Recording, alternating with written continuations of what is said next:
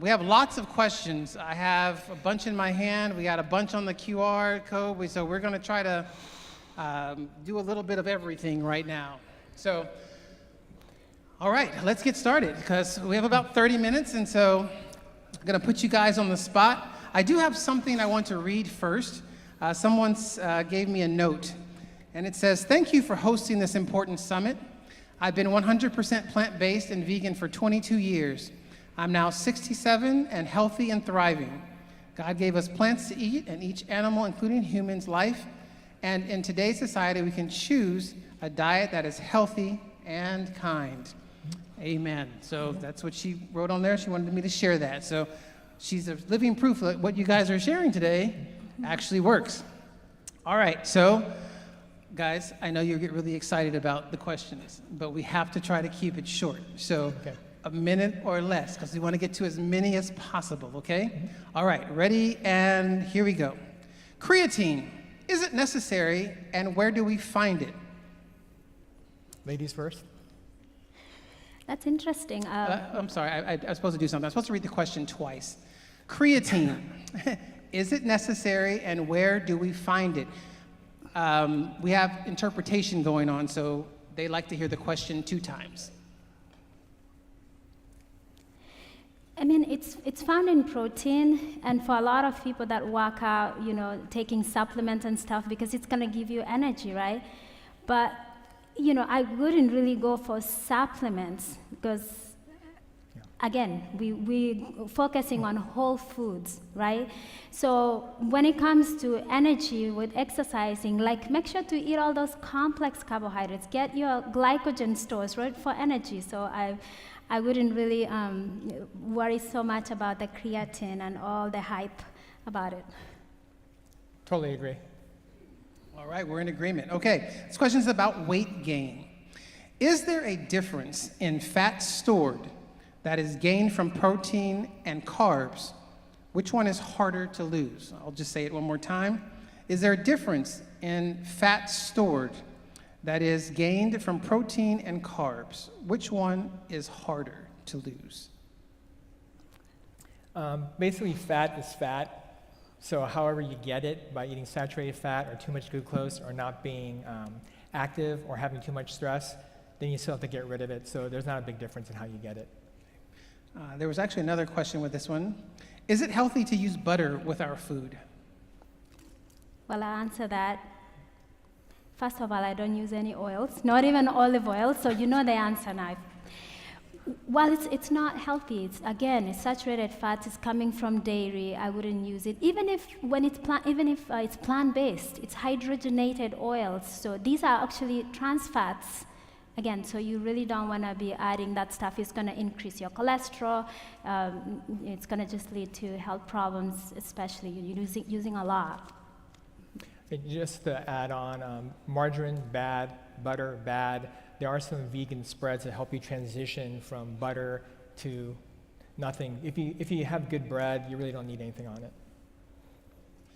What are your thoughts on green smoothies? What are your thoughts on green smoothies? I actually have a favorite recipe for my green smoothie. I put 2 hands of spinach. I put 2 tablespoons flax seeds. I put a banana, a lemon, 1 lemon, mango, and pineapple. So you can, but if you have diabetes, you want to be careful because you want to eat the food whole, right? Again, when you process this food, it's easy for you to get all that sugar in your system, and you are partially processing when you're blending things, right? But if you're healthy, you don't have any issues, a smoothie is fine. I have smoothie, not daily, but I know there are people that have like a daily smoothie. So it really depends on where you are and see what your sugars are doing, but definitely prefer whole foods, intact fruits and vegetables. But some people are like, I can't really eat these vegetables. I'm like, okay, go ahead and have your smoothie. Yeah, the other thing that's important is there's a smoothie and then there's juicing. So juicing is problematic because they extract all the fiber and that's what you throw away. The fiber is what helps you not have the massive glucose insulin spike. So smoothies, okay. Juicing, I would recommend against it. Someone's going to shoot me for that comment. I have been eating whole food, plant-based for 15 years, but my arthritis still flares up. What am I doing wrong? I'll say it again. I have been eating whole food, plant-based for 15 years, but my arthritis still flares up. What am I doing wrong? Yeah, that's an interesting one. We may really want to look at your food, and especially if you're using oils. That's why, to me, people tell me it's extreme when I tell them I don't use any oils at all. So we really need to see what you're eating. And of course, no processed foods, even if it's plant-based, those Impossible Burger, Beyond Burger, none of that processed stuff. The much processing, I go to is like tofu or soy milk, but beyond that, I really don't do any of that. So you gotta really look in your diet, make sure that you're getting whole foods, just natural foods and no oils. Yeah, so I'm 55. I'm a big runner. I'm not a fast runner, but I like to run. And I think I'm really healthy, but I still get aches and pains, and I get injured. And also, there's people that have been trying to kill themselves slowly for their whole life and then convert. There's going to be some residual damage that you can never totally reverse. And that's making an assumption on the age of the person about that question. So if I'm wrong, I apologize. But there's some pre-existing damage, and then no matter what, there is wear and tear, unfortunately.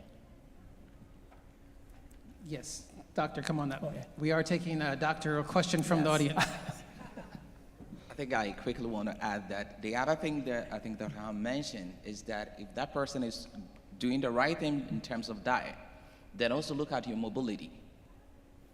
Most time people are doing the right thing in terms of the diet, but they are hitting the couch after. So if you're doing all those eating parts right and your movement and mobility is wrong, the best treatment for arthritis is mobility. Once you get the diet right, if you add the movement component, you're good. So if you are not getting it right, then look at the movement part since you are doing one half of it. Yeah. Can I add a comment to that? So to answer what Benjamin said, you also have to think about how bad would you feel if you're doing everything wrong. If you had a bad diet, didn't exercise, you'd probably be in much more miserable shape. Dr. Ben will be sharing with us later on today as well, so stay tuned. You got a sneak peek from it just right there. All right, next question. Sounds like a tough one, but you probably learned this in medical school. Can I reduce arterial plaque? Can I reduce arterial plaque? Yeah, so I showed a slide that Esselstyn showed. We can do it with high-dose statins, and we've looked at IVUS, where we go in the artery and measure actually the plaque volume. So it can be totally done. It can be done with diet as well. So you can't reverse back to normality, but you can have a huge impact on your arterial system, without a doubt. Anything to add to that one? No? Okay. So how do dyes such as Red 40 affect you? I know they're bad for you, but what effect do they have on your body? Let me try that one again for my translators in the back. How do dyes such as Red 40 affect you? I know they're bad for you, but what effect do they have on your body? That's a really interesting one. Maybe Dr. Han knows more about this, but definitely you want to eat food natural, again, not added all this, because the body responds to this. Everything you put in the body's going to respond to it. This is not food, this, chemicals and stuff. It's definitely going to affect your health. The exact mechanism, I'm not sure, but maybe Dr. Han. Yeah, so I don't know a lot specifically about red dye, 50, 40, whatever, but just like Daphne said, the less artificial chemicals you have, the better off you're going to be. We were talking about this, a lot of people that are gluten sensitive in America, they go to Europe and they eat bread like crazy, no problems, because bread in Europe has almost no preservatives. It has like 3 ingredients, water, flour, and salt. In America, you have like 50 ingredients for your bread. That is a huge difference. So I should move to Europe. Going to Europe is great because you're on vacation. Okay. You highly advocate vacation. All right, yes. All right, next question. Many people say any kind of rice is bad for you because of glucose spikes. Is it true that if you are diabetic, you should stay away from all kinds and types of rice? So the question is, many people say that all kinds of rice is bad for you, or any kind of rice is bad for you because of the glucose spikes. is it true that if you are diabetic, you should stay away from all kinds and types of rice? All right. So again, we got to understand what's going on with diabetes. The way that we treat it now, we're treating symptoms, right? You're having a problem with sugar, stay away from anything that's going to become glucose, right? And of course, rice is going to become glucose, the end product. But if we understand what's causing diabetes, it's caused by excess fat inside the muscle and liver cells, and everywhere in the body really. So if that causes your insulin not to work, the key that opens your cells so glucose can come in is not working because of all that fat that's inside. So we need to address the fat issue, right?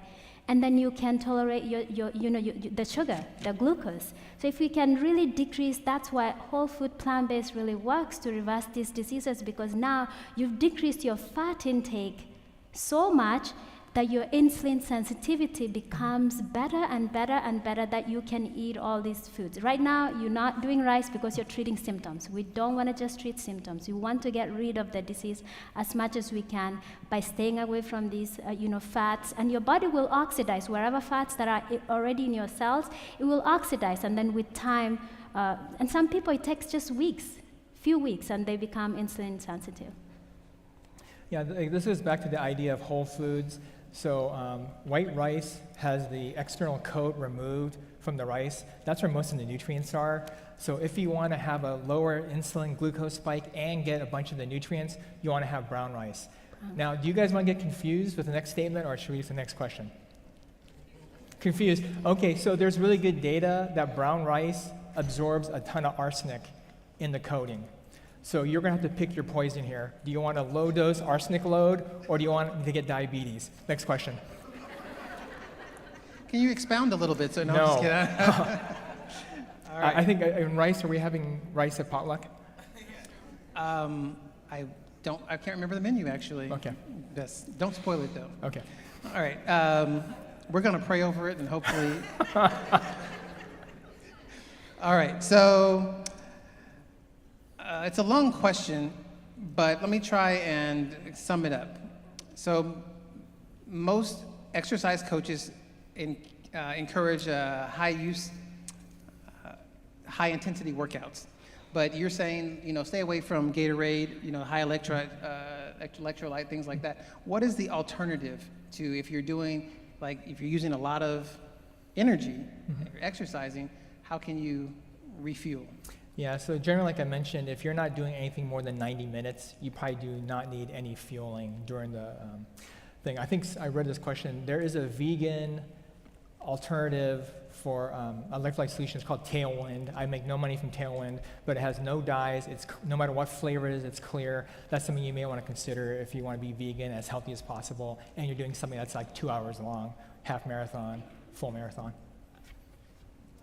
We're going to take a pause to resituate our chairs real fast. We're going to ask Dr. Ben to, is it Dr. Ben coming up? Or no, Dr. Boja. Sorry, Dr. Boja is going to come up. Should Dr. Ben come too? Or? Yeah. The more the merrier. Let's come on. Let's do it. Let's get you a chair, sir.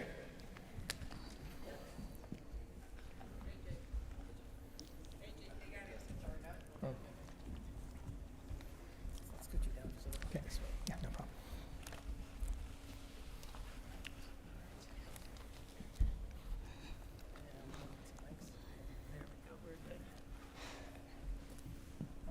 There we go. All right. So, I have a question specifically for Dr. Han, though. What artificial sweeteners were in that research study? Yeah, so they actually, the WHO one and the one that was done about stroke and dementia, I can't remember, but they were pooling all non-sugar sweeteners. So basically everything, saccharin, whatever was on the market at that time.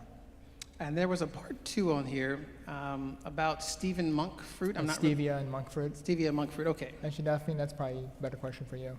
Okay, well, I don't understand the question. Can you clarify the question for me? Basically, it's like, is there something that can make things sweet? There's a hierarchy of things, and what's healthier than, say, refined white sugar and artificial sweeteners? Oh, I know that one. Tell me if I'm right. Honey. Yes. Okay, please You go can ahead. do, and I mean, of course, you want to stay as natural as possible, but if you needed a sweetener, like I use a little bit maple syrup, agave, or honey, I don't use it a lot, but my kids like it, so I have some at home. But it's a sweetener. That's what it is. You don't want to overuse it. But when it comes to sugar, there's also like raw sugar. So if you needed something that needed sugar, you can use raw sugar. Again, the more refined it is, the better it is, right? Do you guys have anything you'd like to add to that one, or? Well, I think, yeah, as since we run the clinic, specifically focused for the patients with diabetes or pre-diabetes, that comes up, time and again, sweeteners. When I'm diabetic, I can't go bland, I need some sweetener. I think the basic assumption is that the glucose is the enemy, and sucrose, glucose plus fructose gives you the sucrose, which is our table sugar, and we think as long as I'm avoiding that, I'm safe. I'm getting my taste, I'm satisfying my taste buds, and I think I'm doing a favor to my body, right? Unfortunately, what we don't see is, regardless what it is, whether it's a sucrose, glucose, fructose, maltose, any of the source, and the list goes on, how smart our food industry actually comes up with the different sugars, but regardless what the source is, I think it turns out it actually stimulates the same insulin response, which we don't check in our labs on a day-to-day basis, which is the devil behind the scenes. It's the insulin spike that actually causes a lot of chaos in the body. So that's number one. Number two, there are a lot of sugars basically, besides this insulin spike, the artificial sweeteners, even the stevia, people say, plant-based. When you're concentrating something, that's where the trouble comes. It's not the component of the food that you're consuming. When you consume in a concentrated, highly dense format, that's when the body gets confused. It doesn't know how to process it. And that's the value of whole food plant-based. We have all components, Mother Nature, really, put it together in the right proportion. But there are a few other chemicals which are purely non-plant-based, artificially created. They're genotoxic, meaning they damage the DNA directly. They're oncogenic as well, cancer causing. So there's a lot of data coming out. So number one, you're satisfying yourself, but you're actually causing the same insulin spike, so you're not doing any favor to your diabetes metabolism. And on top of that, a lot of other DNA damage and so much else is happening. Hope that helps. Dr. Ben, do you have anything to add to that, or you? I think we should go. Okay. Is your mic on, by the way? All right, so this is kind of a softball question here. Actually, no, let's go to the harder one. What is the first thing, I'll let Dr. Ben answer this one. What is the first thing a person has to do to reverse high blood pressure? Well, I think if we want to reverse high blood pressure, I think we've already talked about diet as one of the best components to actually reducing the pressure. Dr. Han mentioned the fact that you already have atherosclerotic plaques in the vessels, and that is why let's look at it. If you have a water hose, if you want to kind of like spread water on the grass, what do? You put your fingers, if you have, and then you reduce the volume, and then you get the pressure to increase up. The same thing is happening in the blood vessels. So a lot of times, the plaques are lying in the lumen of the blood vessels, so once you clear it up, then you can have the pressure actually going down. And why? So we all come back to the same root cause. Why is, I think yesterday Dr. Han talked about the fact that even using the stents is just opening just one portion of the lumen. What about the other part? So it means that if we change our diet, then we can actually clear it up. The other thing that we can also do, which we're going to talk about this afternoon, is physical activity, exercise. It also helps to actually regulate the pressure in the blood, because at the end of the day, one of the things is that the heart itself is a muscle. And one of the things that we all forget is that the heart is a muscle. And like we work out to build the chest and everything, when we actually exercise, we also build a more robust heart. That helps to actually put very efficient. So for instance, if your output of blood around the system, if your heart is so efficient, like normal resting heart rate for people, already somebody's heart rate is already like almost 99 beats per minute. if somebody's resting heart rate is already at 60, it takes quite a lot of effort for them to hit the peak. If you're already at 99, just a little effort, you're already hitting the peak. Your heart is not efficient. So coupled with the diet and exercise makes the best way to manage hypertension. Can I add something to that? So the average American is on 2.5 blood pressure medications to control their blood pressure. Exercise is worth 1 BP med. Totally worth exercising. I wanted to add also, the several elements, of course, to the blood pressure, of course, the food, lack of physical activity, that things like sunlight, which we don't realize, but actually going outside in the sun helps to lower your blood pressure as well. And I wanted to mention this because I forgot. I wrote this book. It's called The Future of Medicine to Prevent and Reverse Chronic Diseases. I didn't get the copies because they were late, but in the book, so I addressed how to use lifestyle to reverse chronic diseases, and of course diet is big, exercise, sunlight, right? Going outside, of course sleep, stress, when it comes to blood pressure, all these things affect. So it's a lot, but it is a lifestyle really that's going to help a lot of people, reverse these conditions. If I may something, yeah. I think the question was, how do we reverse our blood pressure, right? That's inevitable. What's the first thing they said? First thing you the do, right, question, okay. what is the first thing you should do to reverse that? Well, obviously, exercise definitely makes a difference. I think I want to dissect in 3 parts, basically. Where does blood pressure come from? In the diet, sodium. That's where it comes from. And the Mother Nature packaged in the right equation, sodium and potassium. You have more proportion of potassium than sodium. If you go whole food plant-based, you're not in trouble. But the artificial food and the all kinds of restaurant food we have, you don't need to add any salt. Someone else is doing for you. Tremendous, and huge volumes of that. If you do yourself, you'll get a sense. And the second part is actually hemodynamics. Body is a machine. This is an amazing machine, as I said yesterday. Your heart and blood vessels, those two pieces makes up the entire circulatory system. So how efficient your heart pumping and how constricted your thousands and thousands, millions of miles of your blood, the circulatory system is actually designed. So why do we actually get this much pressure? Your heart is actually not efficient. That's why your resting heart rate is high. And in our patient, time and again, within a matter of a few weeks, resting heart rate goes down, meaning it's efficient. And you need to have your blood vessels dilated, and you need regular exercise to do that. But I'd like to add a third component to this one. When you get a heart attack, or if anyone had a heart attack or bypass surgery before, I'm pretty sure you were given nitroglycerin, sublingual, right? What does it do? It dilates the blood vessels, especially hoping that it opens up the arteries against the heart, not the entire body. But it does both, so you may drop the blood pressure. But the point is, that's the magic part of whole food plant-based.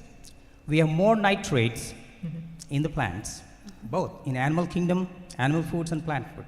It's magically, the plant-based nitrates turn into nitric oxide, exactly what your sublingual nitro is doing to dilate the blood vessels, open up the blood vessels, reduce the pressure in the system. And unfortunately, animal-based nitrates don't do that. They produce some other nitrites, causing more damage. But I think, yeah, so in all, definitely diet and regular exercise and conditioning your body would be the way to go. All right, thank you guys so much. I appreciate that. Okay, so our next question is, do you recommend meat substitutes long term? So things like Impossible Burgers, Beyond Meat, Gardein, the list goes on and on. Right. Well, I don't think. I think that's the question itself is prompts the right answer, right? Can I be on the meat substitutes? We use them for our patients as a transition food. Because doc, I can't go vegan overnight, right? I got used to this kind of texture, taste, flavor. And Beyond Burger, all these artificial, plant-based meat. I think if you look at the grocery store, the spectrum is actually expanding. Unfortunately, the troublesome part is processing. I would say you may do a favor if you eat a real, clean, lean meat than a plant-based meat. But can I use it as a transition food? Absolutely, because it's hard. We took years to eat the way we are doing, but I wouldn't recommend it on long term. Okay, so just a follow-up to that. you say transition, like, so how long does this transition take? So I'm still transitioning maybe 15 years later? Like, just, I mean, just curious. Absolutely, I mean, exactly, yeah. So and you're already putting yourself in the long term. So I don't know, maybe weeks. We can, there are many ways to do that. Instead of eating meat every single day, maybe once a week I'm going to try this plant-based, twice or 3 times, and then I'm going to cut back, over a period of, a few weeks. I would say in terms of, weeks than or months than years. And again, I think I love Dr. Harvey's actually advice, Sabbath days. Saturday is my cheat day. So you satisfy the devil. So if that's your choice, you can do that. I'm a Hindu, so spiritually and religiously speaking, once I say and I gave up animal meat, and that's done for me. But maybe that's a good day. And I do that until now. When we go out to the restaurants, there's nothing else. I was okay. I just want to eat like my kids or maybe somebody else. So Beyond Burger, okay. I feel like okay. That's the greatest day for me. Thank you guys so much. You mentioned your kids. Someone asked a question, says, is it recommendable for an 8-year-old to be vegan? Yeah. Yeah, absolutely. So we need milk just as infants, right? After infancy, you don't need any milk, even kids, So you can transition your child from, the mother's milk to just whole food, plant-based, everything. Yeah, and to add on that, milk is an incredible success story for the advertising community because even cows stop drinking their mother's milk. Why the heck are we promoting milk for human beings? There's an incredible study where drinking 2.5 liters of Coke is better for you than drinking 2.5 liters of milk per day. That gives you an idea of how worthless milk is. Also, milk is loaded with hormones, IGF-1, which is a growth factor. Calves eat milk to gain weight and grow quickly. If that's your goal, then keep drinking milk. I'd like to add something actually. I want to dial back the clock because this is the perpetual question. Can a child be vegan, right? There's a lot of research actually showing, don't think about a child. An embryo can be, probably should be. You can actually start being vegan as a pregnant. Mm-hmm. Yeah. You don't need animal products at all. The only animal product you need is your own mother's milk during infancy. There are lots of studies supporting that. You don't have to, as long as it's balanced. I mean, we need to see because a regular, a lean, a generic physician might not eat the same plant-based food versus a bodybuilder who's actually going for the Olympics, right? So the composition would be different, the proportion would be different, but you cannot go wrong even in chow. But of course, you can't deprive the nutrients. Consult your physician for your pediatrician. But you can, there's no age cutoff in my sense based on the literature. I gotta say this, you could be so vegan you reject your mother's milk. No, that was a joke, guys. Yeah. Come on. But I think that the other thing too is that what are the formative years of every child's behavior in terms of behavior? People who do behavioral psychology will say that between the first year and then the first 70 years of a child's life, that is when they form their behavior. So if we are trying to inculcate healthy habits, then why not early? So if by 8 is when we're going to start those kids, why not? By the time they get into their teenage years, they build enough tolerance for some of these things. We talk about withdrawal and replacing with what other kind of meat and all those things. It's because we develop all these taste buds quite early. The food industry and all these people who are making money out of us, they start targeting pregnant women by introducing some of, so that by the time the child is born, we talk about the genetics and the epigenetics yesterday, they start introducing these things to these kids while they are in vitro. So when they come in there, they already have the higher affinity for all these things that becomes very addictive later on in life. So if we can reverse it as early as possible, why not? Let's go for it. I guess one reminder, when we talk about the blue zones, surprisingly, actually it surprised me, and it still surprises me, the population, people in the blue zones are not complete vegans. They have pork on their plate, beef, maybe chicken, poultry, whatnot. But you got to look at the proportion. It's a special treat. It's got to be a special day. So you don't need to go 100% vegan to really get the best benefits.